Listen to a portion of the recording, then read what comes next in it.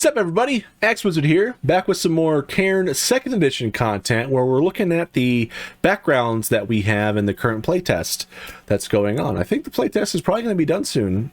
For the most part, everything seems to be pretty finalized. The backgrounds are largely unchanged from the start. They've done a lot of work on the procedures, and I think my understanding, they're working a lot on the Warden's Guide and stuff right now. So, but I've got the most current PDF that I found, and we're going through the Cutpurse background. So, as you can see, I've made 3 characters. I'm currently blocking the last one, but his name is Silas, and so Sable, Sparrow, and Silas. So I made 3 different characters for this background, so you could see, just give you some ideas, maybe some inspiration for how you can make a character for this background, and just to see how different they are. Just because they're the same background doesn't mean that they are defined as this. It's not like a class in World of Warcraft where it's like, you're a rogue, this is what you do, right? So let's get into them. First, let's talk about what a Cutpurse is. So, you live in the gray space between those who have power and those who don't. You find opportunity where others see only chaos. With nimble fingers, you unburden both the richest merchant and the lowliest guard.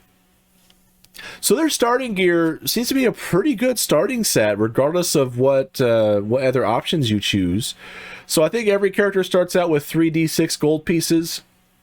You got 3 days of rations, I think. The torch that has 3 uses, and you got twin daggers.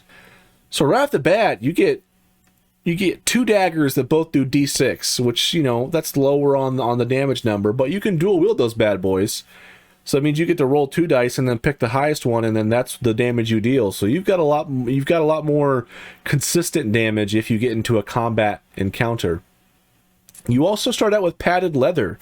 So this is one of the few backgrounds I've tried out so far that actually starts out with armor. Keep in mind, this is only like the 5th background I think I'm starting. I'm going in like order as they appear in the player's guide. So I got like 14 more to go after this. But they also start with lockpicks. Doesn't say like they have a use or anything, like as a certain number of uses, and it doesn't specify how you can use them in true Cairn fashion. That's up to the warden to decide, but it seems pretty obvious what they do. They pick locks. And you also get a black outfit, which is a petty item. It doesn't take up an inventory slot. So, you know, when it gets dark, you can throw on your black outfit and go rob some fools. So, based on this seems like a pretty cool character. And surprisingly, one of the most capable characters in combat of the just from the base loadout so far. Again, with Cairn, combat's not everything. Combat is typically a fail state, to be honest. If you find yourself in combat, it means you've failed to avoid it, which is a lot of the big focus of Cairn. So don't take this as just like, oh, this is a best combat character. I mean, if you want to play a game where you can do combat, I mean, you can customize whatever character you want. But no, I think for combat it's meant to be like a last-ditch effort in Cairn. It's not supposed to be your go-to solution, but you play how you want to play. So let's go into our first character. Let's talk about Sable. So looking at Sable, you can see, you know, she's got like very fine hair. She looks pretty. She looks pretty. I mean, she's got these snazzy, ornate daggers, and, you know, somewhat kind of frayed but serviceable, somewhat fashionable clothing. And she looks like she's sneaking around. So with the Cutpurse background, you get 2 different tables that you can roll on. For me, I picked these options. So the first table asks you, what was your last big job? For Sable, I chose number 6, a university. You were seen, but you were not pursued. You still don't know why. Take smoke pellets, which are 3 uses. So this, from like just a gameplay and like roleplay perspective, this gives you like a storyline background for Sable. That's, you know, you went to rob something from a university. Doesn't specify what it is, so that gives the warden room to, you know, maybe you were raiding a dinosaur museum or something. I don't know. Maybe they were studying dinosaurs. Who knows? Maybe you stole a T-Rex bone. I don't know. So you were seen but not pursued. So immediately that says to me, it's like, oh, Sable's that kind of bothers Sable. She's not sure why. She's not sure why. She feels really uneasy about that. And she gets these smoke pellets. So she can potentially try to disappear like in the old Ninja Turtle movies. The foot ninjas disappearing. And so that gives you good roleplay stuff, but also some cool gameplay stuff because you get the smoke pellets. Because I envision Sable being a really stealthy character. More of a typical rogue or cutpurse that you would imagine. So for the second table, it asks you, what helps you steal? For her, I chose number 2, a guild finger. 1 charge. It's a finger glove that mimics any mundane key. So mundane key, it's not going to open the big badass chest of the big bad evil guy at the end of a campaign. But if you're trying to bust into a storehouse or you're on the run, do dark alleys, and you're trying to get through a locked door, you could pull out your guild finger and then hopefully get through that door. To recharge it, you have to bundle it with at least 100 gold for a night. Now it says you just have to bundle it with the gold. It doesn't say that it consumes the gold.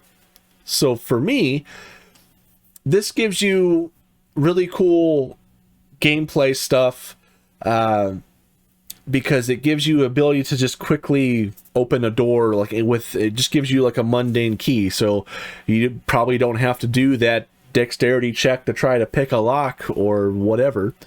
You just get through it. And then you recharge it with 100 gold, so that gives you the incentive to sort of hoard money. So you always want to have like 100 gold on hand just in case you got to bust out that guild finger.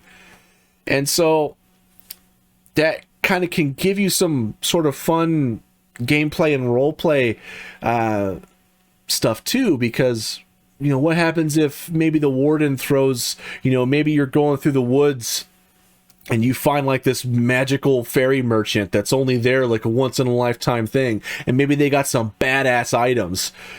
And are you going to spend your money or are you going to hoard it and miss out on those awesome items? Who knows? So I think it opens up some interesting roleplay and gameplay choices there as well. I mean, every option really gives you something, but I think for Sable, I really wanted that guild finger for her. I think that would be really good with her, with the kind of character that I envisioned her to be. So then let's take a look at what I rolled or what I chose for her bond.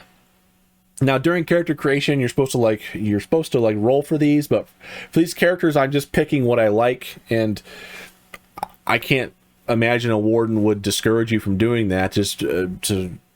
I don't want to discourage my players from designing a character that they're excited about, so I don't think it's too big a deal. So I just picked bond number 2. A distant cousin left you with a small inheritance. Take 20 gold and an ornate compass, a petty item, that always points towards something deep in the woods. So right off the bat, you get 20 extra gold. That's huge. You can probably bribe somebody or buy some new equipment or, bribe somebody. And then you also get this ornate compass that points towards something deep in the woods. So now you have this story roleplay hook, as well as, nobody paying attention to you or nobody pursuing you when they clearly saw you robbing a university. So now you've got 2 interesting things that the warden can really bring back in the campaign for this character. So really cool as well. Now, one thing to note before I show the character sheet, when I made the character sheet, I forgot to include the bond stuff on there. I've got the bond listed, but I didn't add the 20 gold, and I didn't add the ornate compass to the list there. So let's take a look at her character sheet. So this is the character sheet that I made for Sable. Let's just go down to the bottom left. Let's talk about her traits. So her traits, again, Sable, I picture her as just very attractive, very stealthy. So she's got an athletic physique, very soft skin, luxurious hair, a perfect face, a whispery voice, frayed clothing. Her virtue is that she's ambitious, and her vice is that she's vain. And let's take a look at her stats to see how they kind of mix with those. Now, stats are not always going to mesh with your traits, so sometimes you might get some fun contradictions. Like, what if she had an athletic physique, but she only had 7 in dexterity? Maybe she would be strong. Who knows? But I kind of made her... I rolled the stats and I signed them based on how I thought that they would work with her traits. And that might not be the way to do it, but that's how I made these characters. So she's got 7 strength. So she's very beautiful, vain, cares about her looks. Not necessarily dainty, but I mean, I guess kind of dainty, yeah. She's not physically strong, but she's very, very agile. So she's got high dexterity. So I envision her, you know, always sneaking around, running, and just being very fast. And then when she can't get away, she's got above average willpower. So willpower, I just always envision to be just intelligence, wisdom, and charisma, and like, you know, Pathfinder or Dungeons and Dragons. I envision willpower encompassing all those stats. So I picture her being pretty charismatic, obviously being so attractive. So, especially with people who would find her attractive, maybe she might have some more sway against them. And she uses that to her advantage. So, she's definitely like a Cutpurse. She will get up close to you and put the charm on you and steal from you. So, basically, I envision Sable wanting to just steal as much money as possible and look damn good doing it. So, her traits are also... provide, I think, not only roleplay stuff too, but also gameplay. So, for example, that vain vice.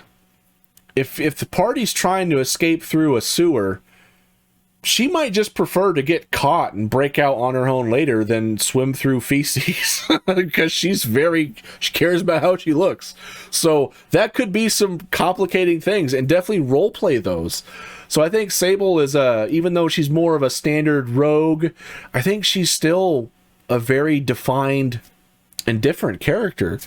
So Sable's pretty good. Again, she's supposed to have 28 gold. I forgot to include the 20 gold she got from her bond, and it doesn't have that compass in the petty items. But you can see in her notes that it shows the stuff that we talked about for her tables. My last big job was a university. I was seen, however, I was not pursued, ... So I imagine Sable to be sort of haunted by that, like always looking over her shoulder, feeling just ill at ease, like wary, and just always watched and paranoid about that. And she's got that finger glove, that guild finger, that mimics any mundane key. To recharge it, I had to bundle it with 100 gold for a night. So she's got that there, and she also has those smoke pellets. So I think right off the bat, for a Cutpurse character, I think Sable just checks all the boxes as far as what you would expect from a rogue or a Cutpurse or a stealthy kind of character, but also gives you some interesting roleplay things as well. And one thing I love about 2nd edition is how it kind of keeps everything vague. So it gives you a chance for both the warden and the player to build those and make them their own, so that every game is going to be different.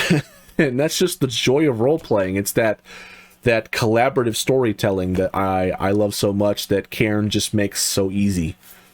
So that's Sable. And I think that she's a pretty fun character, and I would definitely enjoy role-playing as Sable. I could definitely see a lot of fun role-play happening with her, and, you know, probably seducing guards and stealing from them, and just all sorts of different things. I think Sable would be a very fun character to play. So let's talk about the next character. Let's talk about Sparrow. Sparrow is very different than Sable. So you can see they've got, Sable's got nicer clothing. Sparrow, it's got a bit more raggedy, filthy clothing, more plain daggers. I meant to make her have a scrawny physique. I think I made her have a scrawny physique. Not as scrawny as I was imagining it, but I forgot when I was making the character art in Hero Forge to crank the sliders down and stuff. But she's got this weird hood too, which we're going to talk about. So let's talk about what choices I made for the two tables, the two Cutpurse tables for Sparrow. So the first one, what was your last big job? For Sparrow, I chose number 1, a noble's summer home. The place was full of fancy wine, but not much else. So you get plus 20 gold right off the bat. And you also get fence cutters. So that was that tool that she was using that's like a pair of tongs, basically. I was like, I don't know if I should put bolt cutters on there, if that's what they were talking about. So I just put some tool that you could cut something with on there. She's got fence cutters, okay? I made it work. So with this seems like, at first when I was looking at this, I didn't think anything of it. I thought, okay, cool, more money, awesome, fence cutters, cool. But that noble summer home, I think that is a bit underrated, because what if you have, what if the party ends up going back to this noble summer home, and what if maybe it plays back into Sparrow's character? Maybe they recognize her as, or they suspect her as the person who took that. I mean, there's lots of different roleplay things you can do with that, and story-wise, I think that could be very cool to just tie that back in the story somehow, to where maybe Sparrow goes back to that noble summer home somehow.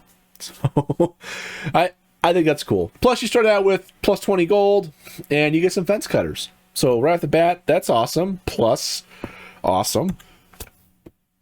So next we determine what helps you steal. For her, I chose number 5, the Vagrant's Veil.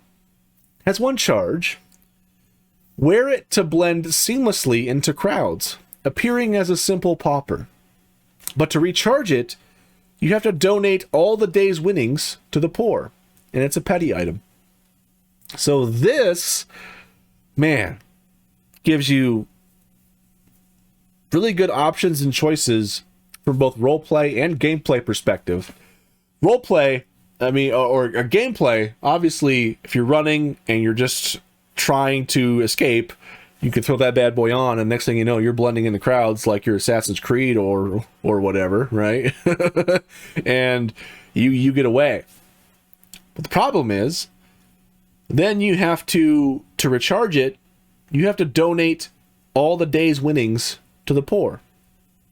And I assume that means all the day's winnings of the day in which you had to use it.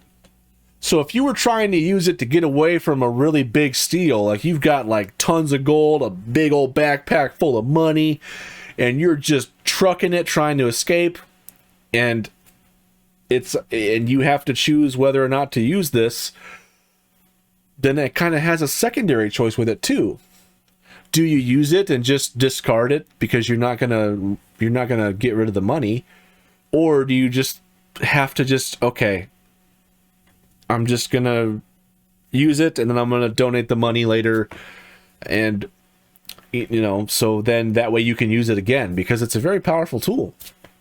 So you've got that decision, and that also has a lot of roleplay perspective too, because then it's like you have that character choice of, obviously, do I want to use it or not? But also, maybe you start getting popular with, the poor and the needy.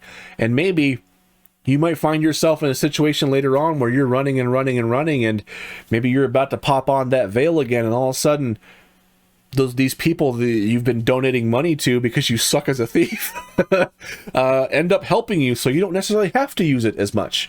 Or maybe they assist you in some other way, or there's lots of different role-play and gameplay things that can come out of that as well. So I think the Vagrant's Veil was a very, very powerful thing that I thought was awesome for Sparrow. Because, again, Sparrow, she just wants to make mad money, and but she does not want to compromise her freedom at all, and she will do anything to to not be taken, basically. Let's talk about her bond. I chose number 20. So again, there's only 20 bonds in Cairn right now. I think there's going to be some more in the Warden's Guide maybe, but you can always create your own. And I'm making 3 characters for 20 backgrounds, so I'm going to have 60 characters. So we're going to repeat some of these bonds. So I know I've used this before, but I think it's a good bond. One of your ancestors wronged a moss witch who cursed their bloodline. Your visage causes mirrors to shatter. And you've noticed that the shards can sometimes reveal illusions. So every time Sparrow looks into a mirror, she shatters mirrors. So I like to tie that into her character from a roleplay perspective as she thinks that she's very ugly. Which, to be fair, some might view her as that based on her scrawny physique and, bony face and, weathered skin and all this stuff. And you've noticed that the shards can sometimes reveal illusions. So that gives you lots of gameplay and roleplay perspective too. Maybe she might just be packing a mirror with her just to look in it, break it, pick up a shard and see if you can reveal illusions. It says sometimes though, not all the time. So I think that's up to the Warden to determine when and where those things can occur, and this might also be a fun gameplay thing for the Warden too, because maybe you might be in a dungeon or doing something and there's a mirror in there. Why the hell is there a mirror in here? Maybe I want to look into it and break it. Or do you want to break it? Maybe it's a precious mirror. What if you're trying to steal a very valuable mirror? You have to make sure not to look at it, or you're gonna bust that bad boy and like totally ruin your haul of money that you're gonna get. So there's lots of things that you can do with just this bond, especially when it ties into the Cutpurse. So let's take a look at Sparrow's character sheet. So let's start with her traits, bottom left here. Scrawny physique, weathered skin, frizzy hair, even though you can't see it under her hood in the art. A bony face, she got a squeaky voice, filthy clothing. Her virtue is that she's disciplined, and her vice is that she's greedy. So let's take a look at her stats. She's got 14 strength, higher than her dexterity. So even though she's scrawny and like bony and a squeaky voice, she's a scrapper. She's had to fight for everything. She's not had it an easy life.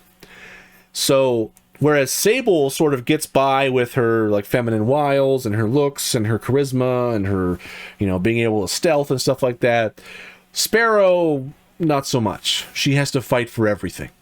So I envisioned her having high strength because she's just has to scrabble and fight for every little thing she has. She still has decent dexterity though. She's got 13 dexterity, so she can still be stealthy and fast and pick locks and do things like that. And she's got lower below average willpower. Now you might look at the willpower and the discipline virtue and think that maybe those don't match, but I envision she's disciplined in the fact that she knows that she's not afraid to get her hands dirty and to do things that she knows she needs to do. So she's disciplined in the fact that she can do those things and not do a second thought about them. It's not about if she's motivated to do them or if she feels like it. She's just disciplined. She just does them because she knows it's life or death, because she knows what it's like to basically be powerless. So she does everything in her power to make sure she's never in that position again. So it's never even a question of her whether or not she should do something. She's just disciplined to do what needs to be done. That's how I view that. So I gave her lower willpower because, again, I envision willpower being, intellect, wisdom, and charisma all kind of roll into one. And she's not very smart. She's probably got some street smarts because I guess wisdom could fall into that. She's definitely not charismatic. Not with that bony face and squeaky voice. She probably doesn't. She's probably scared of talking to people. And plus, not only that, she's just suspicious of everybody because of her life. I just imagine Sparrow having a hard life and just distrusting everybody and just looking out for herself, and that's what goes into that vice of she's very greedy, because she doesn't share things with anybody else, because in her experience no one's going to share shit with her, so why should she share anything with anybody else? Why would she put herself at a disadvantage for someone who's just going to just going to screw her over anyway? So I think that's a very interesting roleplay perspective for Sparrow. Now let's talk about, she's got that Vagrant's Veil. She starts out with 38 gold. When I rolled her starting gold, 3d6, I rolled 18. I rolled all sixes. I was like, oh my gosh, she's going to start out with a bunch of money. So right off the bat, she starts out with 38 gold. So that's awesome in case you got to bribe somebody or buy new equipment or bribe somebody again. I don't know. Whatever Cutpurses do, right? Her inventory, she's got the standard rations torch, the double daggers, padded leather, lockpicks, and she also has those fence cutters. I'm not sure when those would come into use, but I'm sure that they would. In her notes, it mostly just relays the same stuff that we talked about with her tables and her bond choice. My last big job was a noble summer home. I was able to nab some expensive wine, but that was about all. So plus 20 gold starting. I have a Vagrant's Veil that allows me to blend into crowds and become undetectable. However, to recharge it, I have to donate all the gold I acquired from that day to the poor. And then my face breaks mirrors due to curse bond. So I think Sparrow is vastly different than Sable, and she's definitely going to be different than Silas. I mean, all these characters are very different, but still a Cutpurse, still a someone who wants to acquire wealth and do so in not necessarily the most scrupulous of manner. I just envision Sparrow being a scrapper. She just fights for everything she has. So I think that's an interesting take on the Cutpurse there. I think Sparrow's just scrappy. That's the best way I can describe her. She's scrappy. But yeah, that's Sparrow. I think she's also a great character. I would definitely play her as well, and I would have a lot of fun doing it. Let's talk about the last character, Silas. Silas is very different than the other two so far. I kind of wanted to challenge that trope that rogue-ish characters are always stealthy. Silas is not stealthy. Not at all. This dude is a chongus. And we're going to get into some of his stats later. But let's take a look at what I chose for his two Cutpurse tables. So for Silas's last big job, I chose number 2. A bank. You were caught. You bear a brand only visible by firelight. And anyone that sees that mark can ask you for a beer. And take retractable wires. So this was cool. I was like, okay, cool. So you got the roleplay story stuff of you robbed a bank. Probably can't go back to that bank, especially because you were caught. You bear a brand only visible by firelight. It doesn't say where the brand is, and it doesn't say that you're prevented from covering it.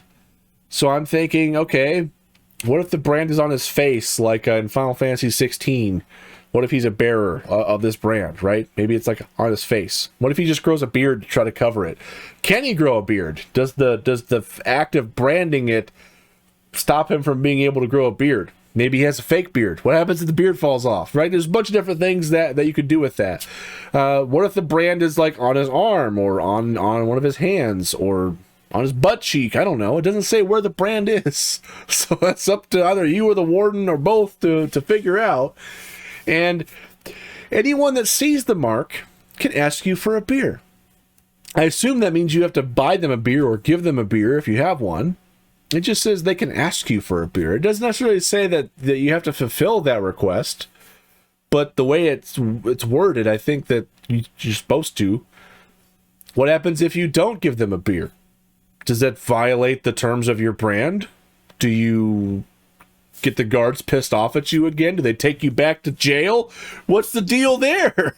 So there's lots of like unknowns and what ifs that you can do with that. And then also you get retractable wires, which, you could do a lot of cool stealthy stuff with that too. You could maybe go underneath a door and try to steal like a letter that someone slipped under there, or try to get a ring that someone dropped down their sink. I don't know. There's all sorts of things you could do with retractable wires, right?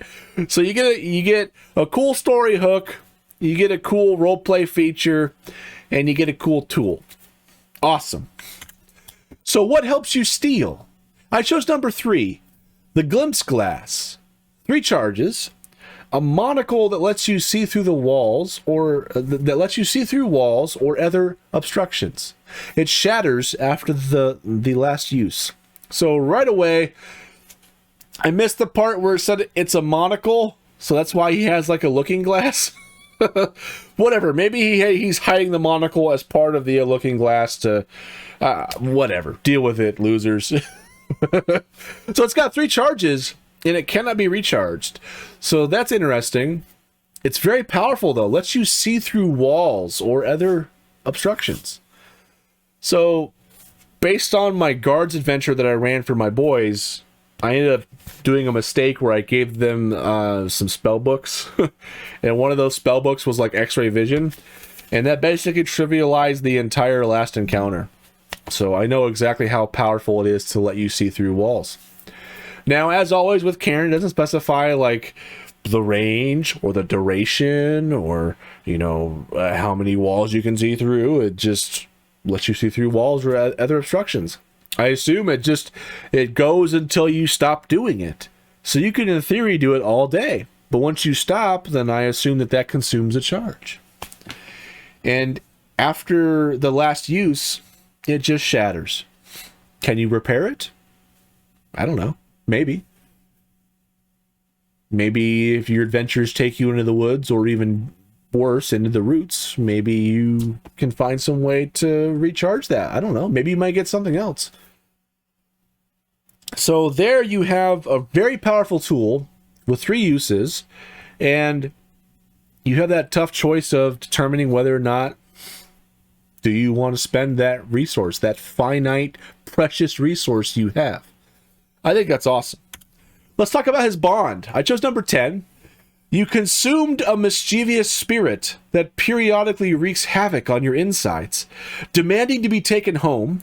It wants to keep you alive, at least until it's free. It can detect magic and knows quite a bit about the woods. So I thought this is kind of a funny one for Silas, because I figured him just like being one of those people who's... I struggle with this sometimes. I have a hard time leaving food on my plate. I mean, look at me. You don't get a body like this not leaving food on your plate, okay? And so I just imagine that Silas is just, you know, challenge accepted. I'm gonna eat everything in front of me. And maybe he just accidentally ate this wood spirit.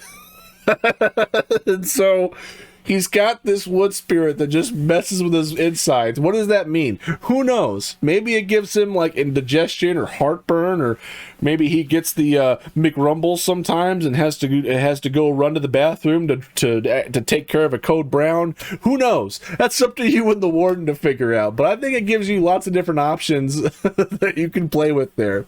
But also for roleplay stuff. So it wants to keep you alive, at least until it's free. So what happens when it does get free? Does it try to kill you? Does it try to harm you or maim you in some way? Does it, before it leaves, does it try to cause lasting harm in some way? And the fact that it can detect magic is cool. It just says it can detect magic, not that it always will. It's of its own choosing. So this gives the warden a lot of tool to, you know, what if it detects magic, but it only, maybe your tummy, you start getting the tummy rumbles, like, oh, I think there's magic nearby, guys. That could be fun story stuff. And it also knows quite a bit about the woods, but how does it communicate to you? Are you able to have a conversation to it? It's like, oh, wobble left to right if you agree, or up and down if you don't. Okay, the wood sprite says we gotta go the other way. I don't know. That could be really fun roleplay stuff. And also very powerful for gameplay stuff. So right off the bat, Silas is like already a fun character. I think I would love to play Silas. I think he's probably one of the funniest characters I've made so far. So let's talk about his stats. So again, let's start with traits. He's got a flabby physique, rosy skin, wavy hair, square face, booming speech, elegant clothing. He's very gregarious for a virtue, and his vice is that he's lazy. Let's talk about his stats and how they play into those traits. He's got a strength of 10. He's got average strength. He's got 7 dexterity, below average dexterity. He is not dexterous. So if he has to pick a lock, it might take him a few tries. If he has to make a run for it, he might not. He might be one of those guys that's like, you know, that joke about if you're being chased by lions or a bear or something like that, you just trip him and then keep running, because that way the bear will just focus it and just eat him instead. That could be some fun role-playing stuff too. So if you have to do a dead sprint, Silas is going to be lagging behind. It's just the way it is. But he has above average willpower. So how I imagine Silas is, again, very roguish, but he uses his charm to get what he wants. And because he's got that gregarious virtue, he's very outgoing, he's extroverted, he's very personable. I imagine him having high charisma if he was a D&D character, right? But he's also got that lazy vice, and he's not good at doing things physically. I mean, he could probably hold his own in a fist fight maybe, but if you want him to pick locks or, you know, go undetected, Silas is not your guy. Silas is very loud. He prefers to do his thefts by more social engineering means. So he's the type of guy that would rather send someone else in to do all the dirty work for him and then lay a trap for them and then take their winnings. And for him, he's the type of guy that would do that. So very big, Chongus guy, very outgoing, booming voice.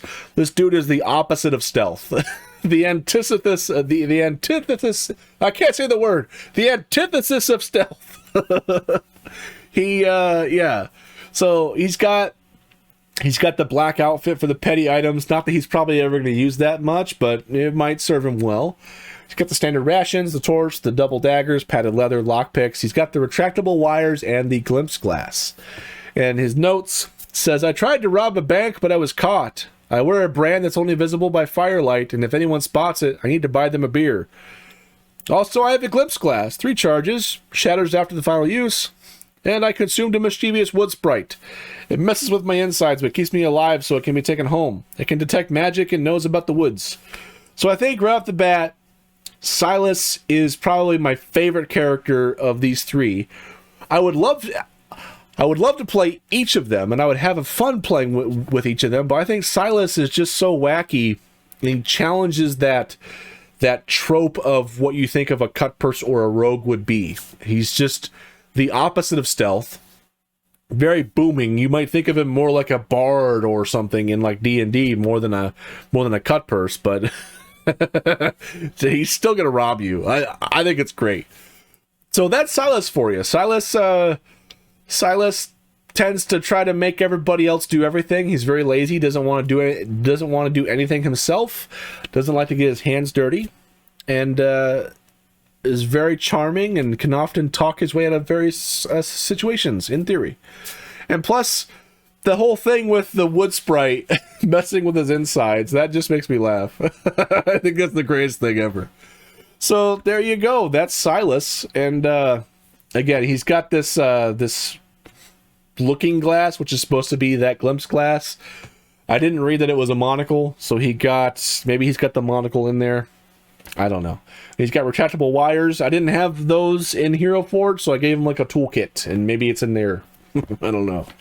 But he's got these cool daggers that look pretty mean, and he's very elegant clothing, I think, is what he had.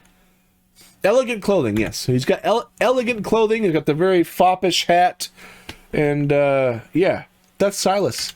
And those are the 3 characters I made for the Cutpurse. What do you all think of the background? What do you think of the characters? Does it give you ideas for characters that you would roleplay? And yeah, I would love to hear your thoughts. Let me know what you think, and let me know what you think of this new format where I'm basically doing a PowerPoint, because guess what? I don't have to spend 3 hours editing this. This is one take, baby. This is all it is. So that means I can spend all my time preparing the fun stuff, like making the characters and the character sheet and all this stuff, and then I just throw it into Google Slides, and then I record, baby, and then guess what? Upload it on to the next thing. I like it. Let me know what you think, and thank you so much for watching. I appreciate it, and I'll see you in whatever video I make next.